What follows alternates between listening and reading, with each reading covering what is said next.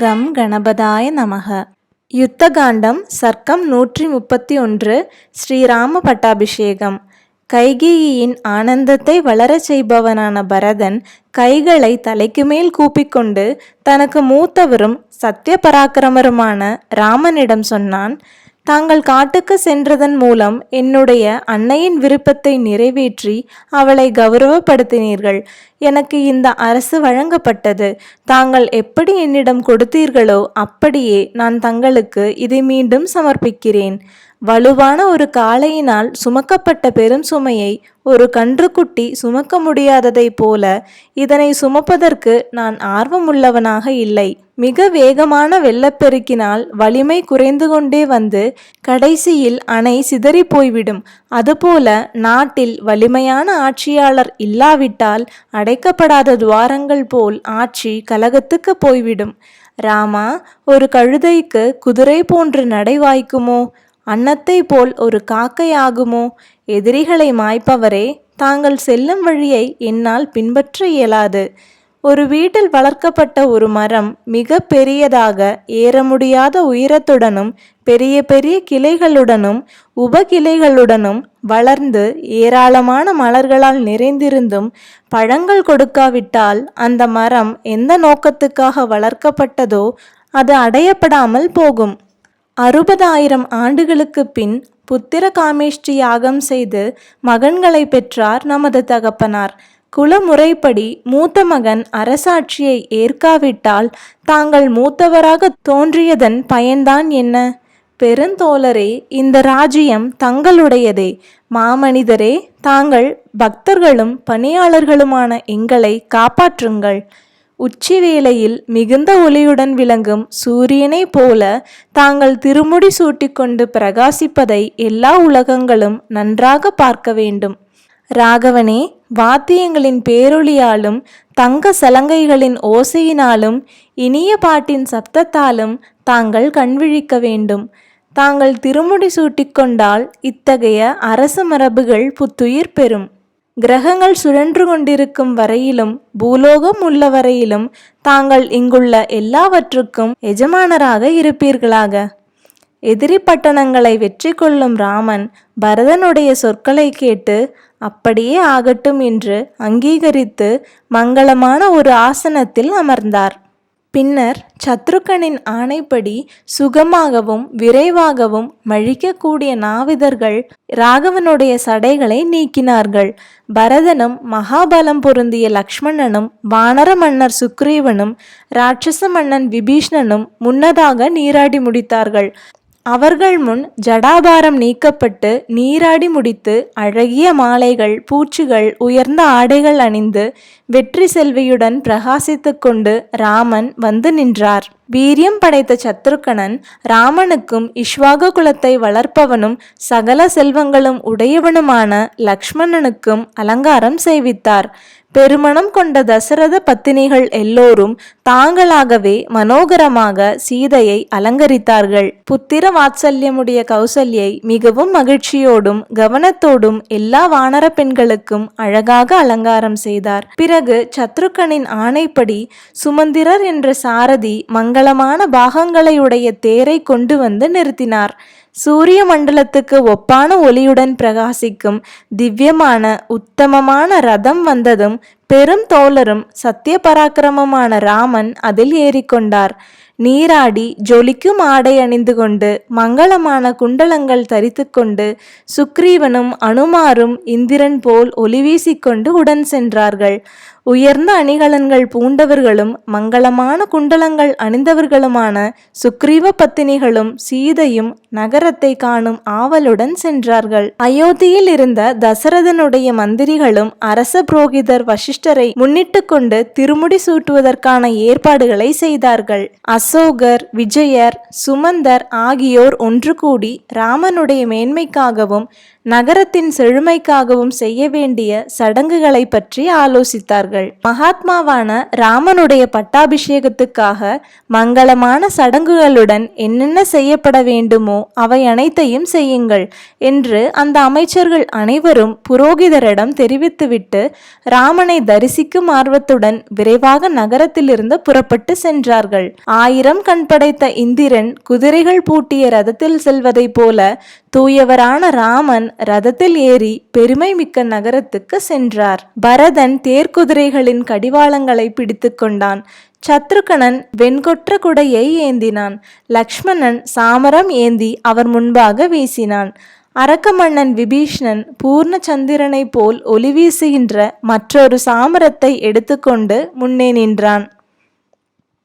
அப்போது ஆகாயத்திலிருந்து முனிவர்களாலும் தேவர்களாலும் மருத்துக்களாலும் ராமனை போற்றும் இனிய ஒலி கேட்டது. பர்வதம் போன்றதான சத்ருஜ்யம் என்ற பெயருள்ள யானை மீது மகா தேஜஸ்வியும் வானர காளையுமான சுக்ரீவன் ஏறிக்கொண்டான். மற்ற வானரர்கள் மனித வடிவம் ஏற்று எல்லா அணிகலன்களும் அணிந்தவர்களாக 9000 யானை மேல் ஏறி சென்றார்கள்.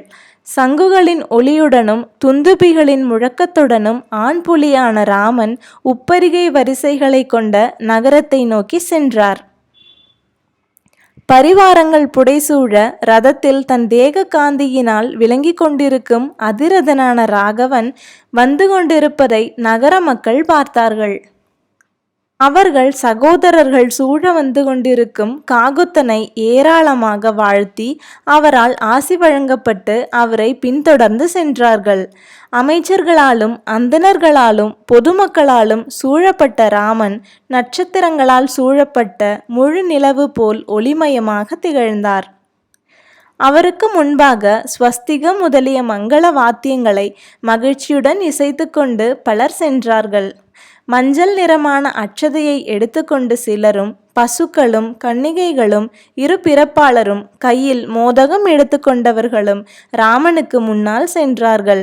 சுக்ரீவனுடன் ஏற்பட்ட நட்பு, வாயுகுமாரரின் பராக்கிரமம், வானரர்கள் செய்த அரிய செயல்கள், இராட்சசர்களின் அபரிமிதமான ஆற்றல், விபீஷ்ணன் சந்திப்பு ஆகியவைகளை ராமன் மந்திரிகளுக்கு விவரித்தார். அவர்களிடமிருந்து அதை கேட்டு அயோத்தி நகர மாந்தர்கள் பிரமிப்படைந்தார்கள்.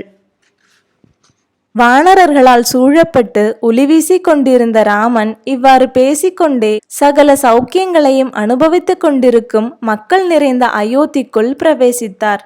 ஆஹா! ஊர் மக்கள் தத்தம் வீடுகளில் கொடிகளை ஏற்றி அவரை வரவேற்றார்கள். இஷ்வாகு குல முன்னோர்களால் வசிக்கப்பட்டு வந்த அழகிய அரண்மனையை அவர் அடைந்தார். ரகுநந்தனன் ராஜகுமாரன் ராமன் மகாத்மாவான தந்தையின் மாளிகையின் உள்ளே சென்று கௌசல்யை, சுமித்ரை, கைகேயியையும் வணங்கிவிட்டு தர்மானுஷ்டானத்தை கடைபிடிப்பவர்களில் சிறந்தவரான பரதனை நோக்கி பொருள் பொதிந்த சொற்களை இனிமையாக கூறினார். அசோக மரங்கள் ஏராளமாக வளர்ந்திருப்பதும் முத்து வைடூரியங்கள் இழைக்கப்பட்டதும் பெரியதுமான என் மாளிகையை சுக்ரீவனுக்கு கொடு. அவருடைய அந்த சொற்களை கேட்ட சத்திய பராக்கிரமனான பரதன் சுக்ரீவனை கைகளால் பற்றி அழைத்து அந்த வீட்டுக்குள் சென்றான். பின்னர் சுக்ரீவனுடைய உத்தரவுப்படி பணியாளர்கள் எண்ணெய் விளக்குகளையும் கட்டில்களையும் விரிப்புகளையும் விரைவாக கொண்டு வந்து உள்ளே வைத்தார்கள். மகா தேஜஸ்வியான பரதன் சுக்ரீவனை பார்த்து, பிரபு, ராமனுடைய பட்டாபிஷேகத்துக்காக புனித நீர் கொண்டு வரும்படி தூதர்களுக்கு உத்தரவிடுக என்றார். உடனே தங்கத்தால் செய்யப்பட்டு இரத்தினங்களால் அலங்கரிக்கப்பட்ட 4 குடங்களை முக்கியமான 4 வானரர்களிடம் கொடுத்தான் சுக்ரீவன். வானரர்களே, நாளை காலை பொழுது புலரும் வேளையில் 4 சமுத்திரங்களின் நீரால் நிரப்பப்பட்ட குடங்களுடன் வந்து சேருங்கள். இவ்வாறு சொல்லப்பட்ட மகாத்மாக்களும் கருடன், வாயுவுக்கு நிகரான வேகமுடையவர்களும் யானை போன்றவர்களுமான வானரர்கள் உடனே ஆகாயத்துக்கு தாவினார்கள். ஜாம்பவானும் சுஷேனனும் வேகதர்சி என்ற வானரனும் ரிஷபனும் நீர் நிறைந்த கலசங்களை கொண்டு வந்தார்கள். 500 நதிகளிலிருந்து குடங்களில் தீர்த்தம் கொண்டு வந்தார்கள். பராக்கிரமம் உடைய சுஷேனன் இரத்தினங்களால் அலங்கரிக்கப்பட்ட குடத்தில் கிழக்கு சமுத்திரத்திலிருந்து கலசத்தில் நீர் நிரப்பி கொண்டு வந்தான். செஞ்சந்தன கொத்துக்கள் அலங்கரித்த தங்க கலசத்தில் தெற்கு கடலிலிருந்து விரைவாக தண்ணீர் கொண்டு வந்தான் ரிஷபன். காற்று போல் ஆற்றலுடைய கவையன் பெரிய இரத்தின கலசத்தில் மேற்கு கடலிலிருந்து குளிர்ந்த நீரை கொண்டு வந்தான். எல்லா நற்குணங்களும் நிரம்பியவனும் தர்மாத்மாவும் கருடன் வாயுவுக்கு நிகரான ஆற்றல் படைத்தவனுமான நலன் விரைவாக வடக்கிலிருந்து தண்ணீர் கொண்டு வந்தான். அந்த வானர சிரேஷ்டர்களால் கொண்டு வரப்பட்ட நீரை கண்டவுடன் அமைச்சர்கள் உடன் வர ராமனின் பட்டாபிஷேகத்தை நடத்தி வைக்கும்படி மிக சிறந்தவரான புரோகிதரிடமும் நண்பர்களிடமும் சத்ருகனன் கேட்டுக்கொண்டான். அதற்கிணங்க ஆசாரசீலரும் முதியவருமான வசிஷ்டர் அந்தணர்களோடு கூட சீதா பிராட்டியுடன் ராமமூர்த்தியை இரத்தினமயமான சிம்மாசனத்தில் அமரச் செய்தார். வசிஷ்டர், வாமதேவர், ஜாபாலி, காசிபர், காத்தியாயனர், சுயஞ்சர், கௌதமர், விஜயர் ஆகிய எண்மரும் அஷ்டவசுக்கள் 1000 கண்ணுடைய இந்திரனுக்கு ராஜ்யாபிஷேகம் செய்ததை போல மனம் மிகுந்த தண்ணீரால் மனிதருள் புலி போன்ற ராமச்சந்திரனுக்கு பட்டாபிஷேகம் செய்தார்கள். அதனைத் தொடர்ந்து ரித்விக்குகள், பிராமணர்கள், கன்னிகைகள், மந்திரிகள், யுத்த வீரர்கள் முதலியோர் எல்லா ஔஷத ரசங்கள் கலந்ததும் வேத மந்திரங்களால் புனிதமாக்கப்பட்டதுமான தீர்த்தத்தால் மிக்க மகிழ்ச்சியுடன் அபிஷேகம் செய்தார்கள். ஆகாயத்தில் நின்று கொண்டிருந்த தேவதைகளும் 4 லோகபாலர்களும் கூடியிருந்த எல்லா தேவர்களும் ஆனந்தப்பட்டார்கள்.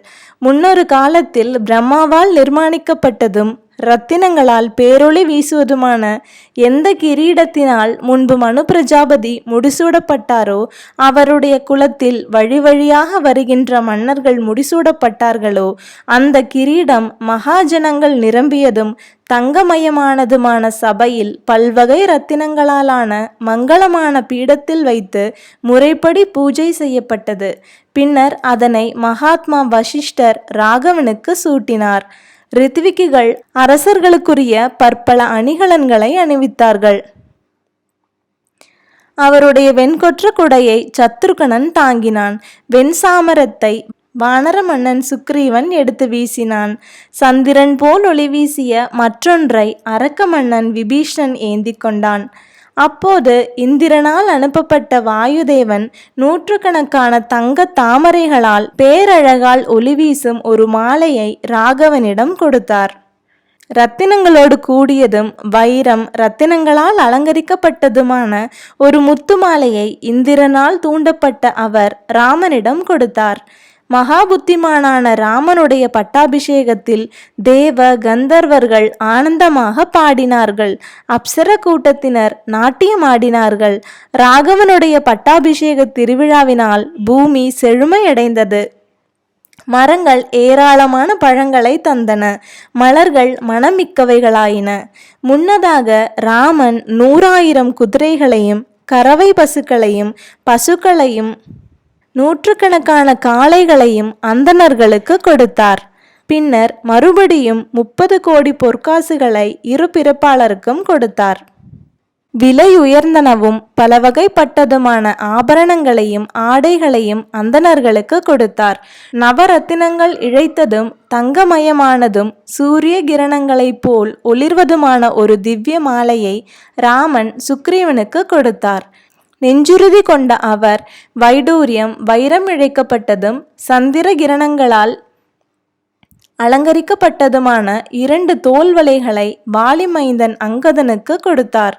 உயர்ந்த இரத்தினங்கள் கோர்க்கப்பட்டதும் சந்திர கிரணங்கள் போல் ஒளி வீசுவதும் இணையற்றதுமான ஒரு முத்து மாலையை சீதாதேவிக்கு ராமச்சந்திரன் கொடுத்தார்.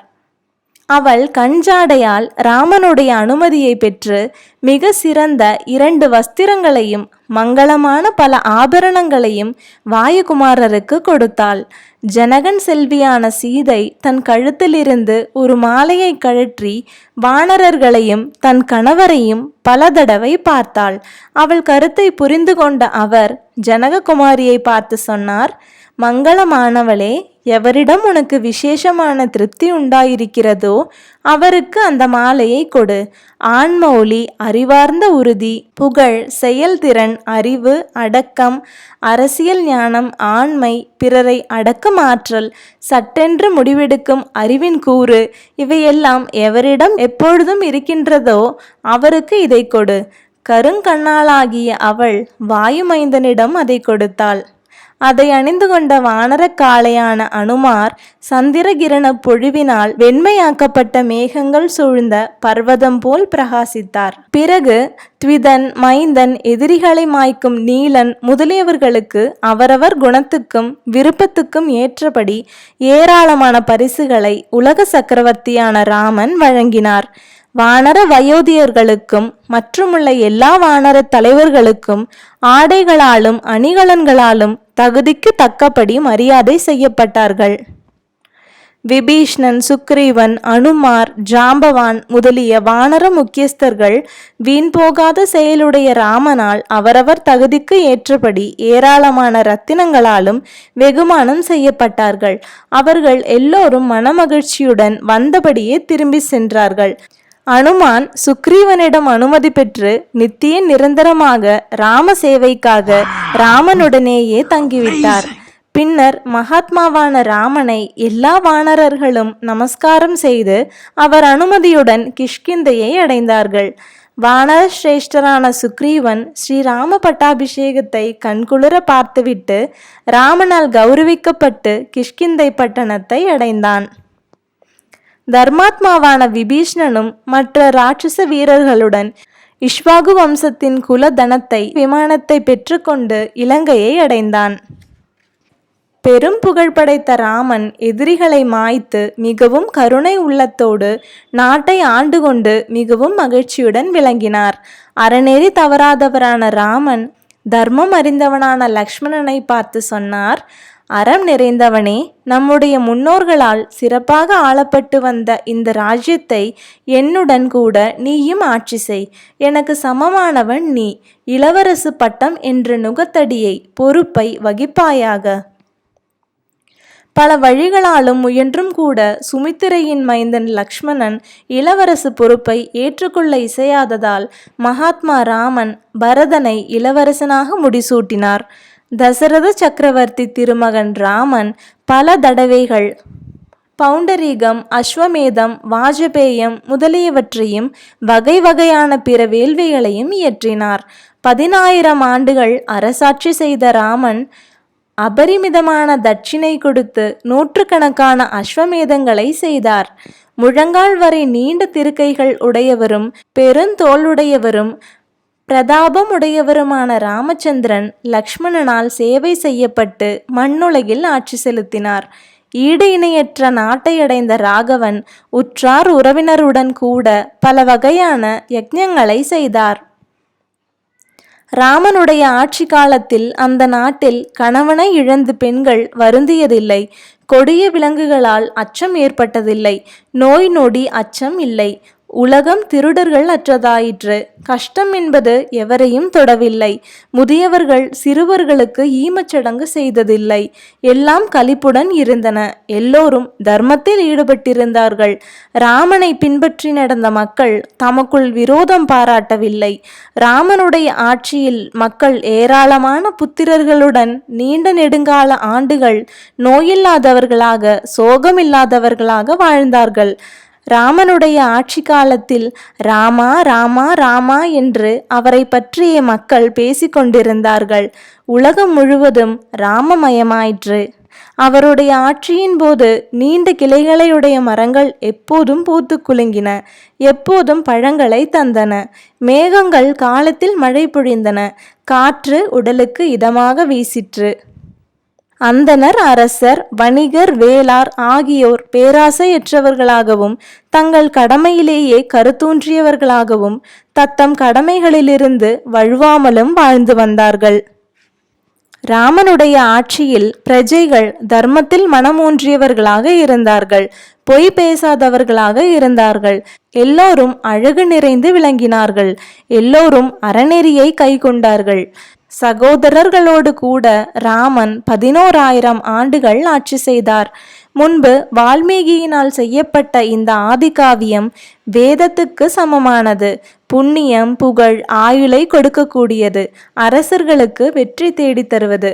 உலகத்தில் இதனை படிக்கவோ கேட்கவோ செய்கிறவன் பாவத்திலிருந்து விடுபடுகிறான். ஸ்ரீராம பட்டாபிஷேகத்தை கேட்பவன் மகப்பேற்றை விரும்பினால் புத்திரர்களை அடைகிறான். செல்வத்தை விரும்பினால் செல்வத்தை அடைகிறான். மன்னன் எதிரிகளை வென்று நாட்டை பற்றுகிறான். பெண்கள் கௌசல்யை ராமனையும், சுமித்திரை லக்ஷ்மணனையும், கைகேயி பரதனையும் அடைந்தது போல் நீண்ட ஆயுள் கொண்ட புத்திரர்களை பெறுகிறார்கள். மகன் பேரன்களோடு கூடியவர்களாகவும் எப்போதும் ஆனந்தத்தில் திளைப்பவர்களாகவும் ஆகிறார்கள். இந்த இராமாயணத்தை கேட்பவர் நீண்ட ஆயுளை பெறுகிறார். வீண் போகாத செயலுடைய ராமனுடைய வெற்றி வரலாற்றை கூறுவதும் வால்மீகியினால் செய்யப்பட்டதும் வேதத்துக்கு இணையானதுமான இந்த காவியத்தை பேரார்வத்துடன் கேட்பவன் கோபத்தை வென்று இன்னல்களை தாண்டி செல்கிறான். இதனால் பிரிந்திருந்த உறவினர்களை மீண்டும் அடைகிறான். வேண்டிய எல்லா வரங்களையும் ராகவனிடமிருந்து இங்கேயே அடைகிறான். இதை கேட்பவர்களிடம் எல்லா தேவர்களும் பிரீத்தி அடைகிறார்கள். அவருடைய வீட்டிலுள்ள தடைகள் நீங்குகின்றன. மன்னன் நாட்டை வெற்றி கொள்வான். வெளிநாடு சென்றவன் சௌக்கியமாக திரும்புவான். மணமான இளம்பெண்கள் இராமாயணத்தை கேட்டால் இணையற்ற புதல்வர்களை பெறுவார்கள். மிக பழமையான இந்த இதிகாசத்தை பூஜிப்பவரும் படிப்பவரும் எல்லா பாவங்களிலிருந்தும் விடுபட்டு நீண்ட ஆயுளை பெறுவார்கள். க்ஷத்திரியர்கள் அந்தணர்களை தலையால் வணங்கி நாள்தோறும் கேட்க வேண்டும். இந்த இராமாயணம் முழுவதையும் எப்போதும் கேட்பதாலும் படிப்பதாலும் செல்வம், மகப்பேறு முதலியன ஏற்படும் என்பதில் ஐயமில்லை. ராமன் எப்போதும் பிரீத்தி உள்ளவராக இருக்கிறார். அவர்தான் சாட்சாத் மகாவிஷ்ணு, சனாதனர், ஆதிதேவர், பெருந்தோழர், ஹரி, நாராயணன், பிரபு. ரகுஸ்ரேஷ்டரான சாட்சாத் ராமன் அவரே. ஆதிசேஷன்தான் லக்ஷ்மணன். பொருள் பொதிந்த மங்களமான இந்த காவியத்தை கேட்பவர்களின் குடும்பத்தில் தன தானியங்களும் பல்கி பெருகுகின்றன. பெண்கள் பெருமையையும் உயர்ந்த சுகத்தையும் அடைகிறார்கள்.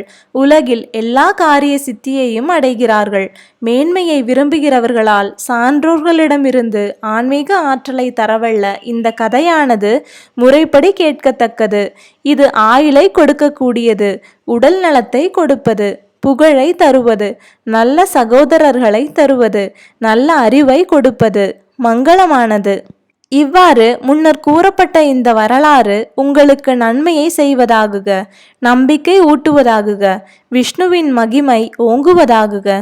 இராமாயணத்தை கேட்பதாலும் வழிபடுவதாலும் எல்லா தேவர்களும் மகிழ்ச்சி அடைகிறார்கள். பித்ருக்கள் திருப்தி அடைகிறார்கள். முனிவரால் செய்யப்பட்ட வேதத்துக்கு ஒப்பான ராமசரிதத்தை பக்தியுடன் எழுதும் மனிதர்களுக்கு சொர்க்கத்தில் இடம் கிடைக்கிறது. ஸ்ரீமத் வால்மீகி ராமாயணம் யுத்த காண்டத்தில் ஸ்ரீராம பட்டாபிஷேகம் என்ற சர்க்கம் நிறைவடைந்தது. ஜெய் ஸ்ரீராம்.